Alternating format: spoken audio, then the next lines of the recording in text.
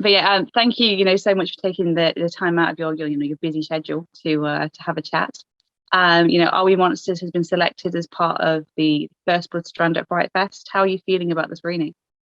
It's one of those things that it doesn't settle in probably until you're there. But yeah, I am excited. But I think again, it's like if I'm gonna be there, and when I sit down and I see it on the big screen, I think my heart's gonna be a bit like, oh my gosh, it's happening, it's pretty crazy. So yeah, just having it viewed by like that many people, because borderline no one else has seen it other than the judges at Fright Fest and myself. So, yeah, it's kind of like people's and yourself from now as well. But yeah, very few people have seen it, so it'd be very exciting to try and read the room and get the vibe for things. Yeah. I mean, for those that haven't yet, read up about the film, in a nutshell, can you, without too many spoilers, what is the film about? It's essentially about a young female werewolf who's trying to find her identity. And at the same time, we also follow along with two werewolf hunters who have run out of silver bullets. So essentially, they've got to find ways of working together to control the werewolf population. And with that, we explore lots of like folklore and history of werewolves and things like that. So I mean, where did the inspiration come from? Because like you say, it does, it explores like a lot of Greek mythology, and there's a lot of history within there. But where did that original idea come from? well, the original idea of I Monsters itself is it's mostly it's a story about identity more than anything else. Because the way that I always do my films is I try to tell very important messages, but through fantasy. Because I also teach when I don't make films, I teach physics, and it's so it's I mean teachers only have about 14% inspiration on how well a kid will do or how well they will learn or take things in. 50% is like up to parents, and the rest of it is up to the media and friendships that are around them.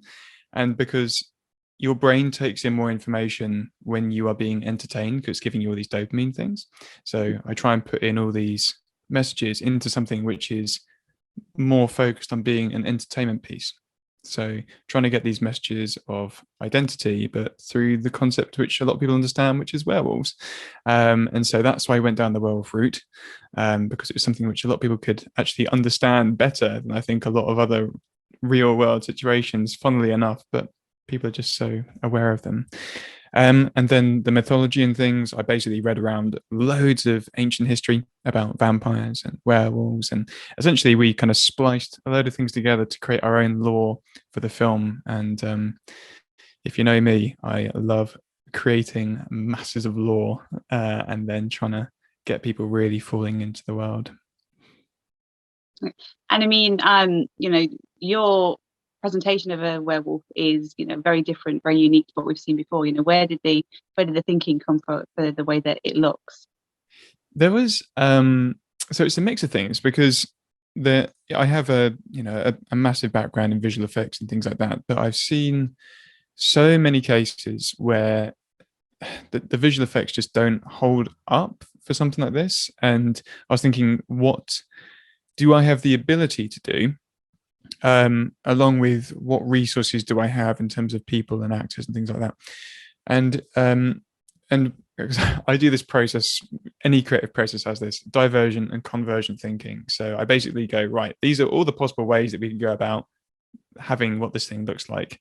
And there was this music video which I was inspired by a very, very long time ago, mixed with kind of like Slender Man and all these SCPs and things like that.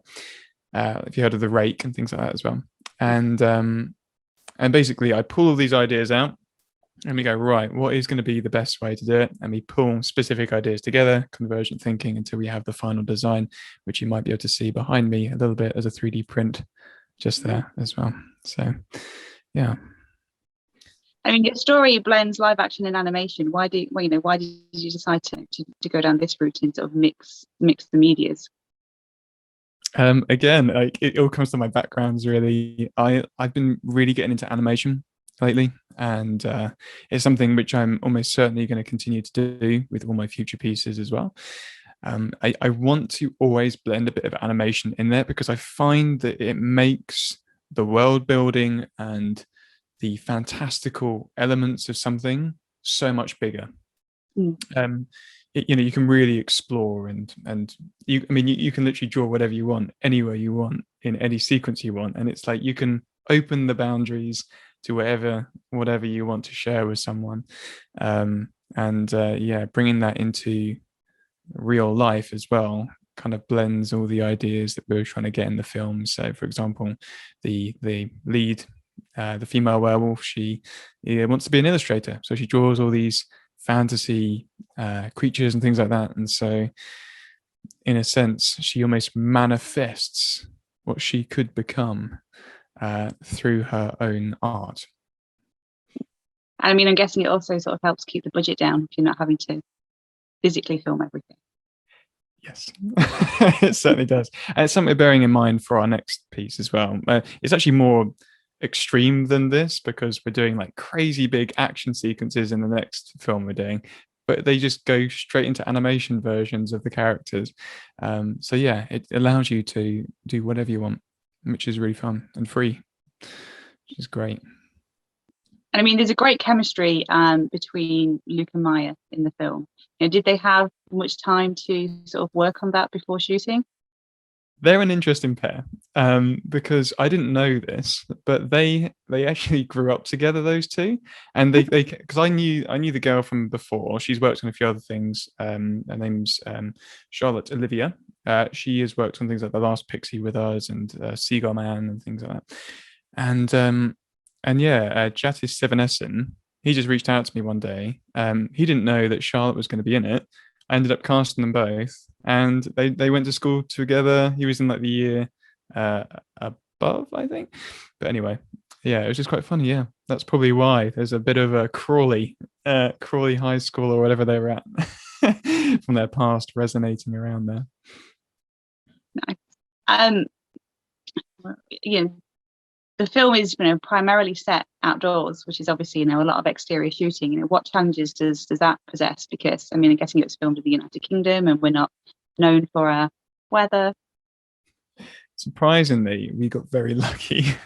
This was shot back in 2019, and we were graciously given an incredible piece of land from a friend and their family, and it's just kind of like one of those things that's like, oh, here's our next forest, here's our other forest, and you go, this is just dream, and like, here's a place to stay and put your gear and all this kind of stuff. So we had places we could always retreat to if things did get a bit damp or windy.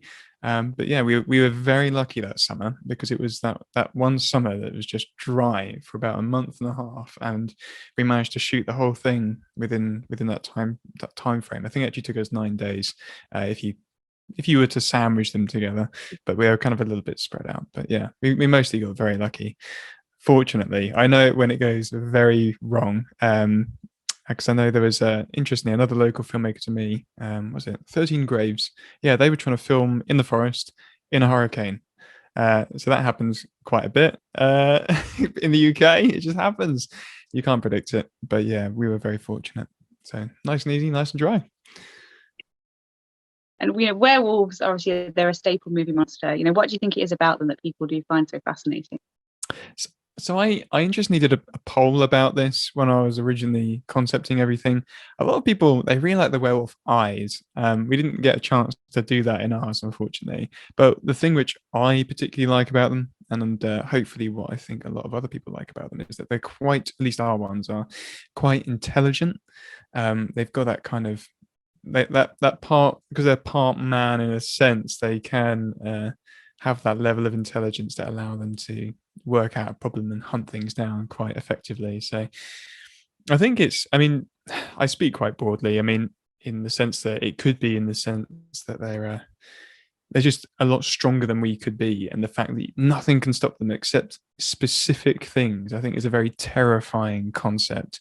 And especially the way that our incredible monster actor Kyle Menzies does in ours. He puts his own twist on their movement and their sounds as well, and they're quite horrifying in the borderline pitch darkness of the forests. So yeah, very very intimidating creatures. I mean, do you have any particular favorites? I mean, I think more than some of the other monsters, I think werewolves really are a hit or a miss. Mm. One hit or miss subgenres. They're either really good or really, and I guess some of that does come down to the look and the transition.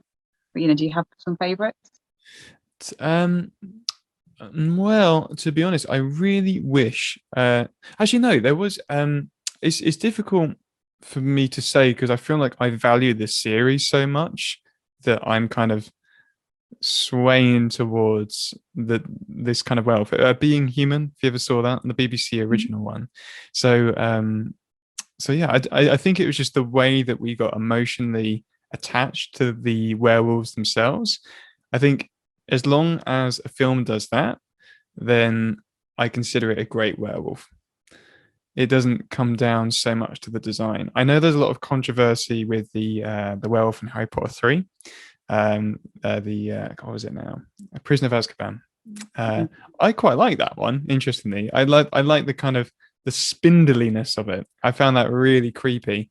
But I know a lot of people they like a bit more of a muscular, sort of intimidating alpha-esque werewolf. But yeah, I like the creepier they look, the better for me. Let's put it that way.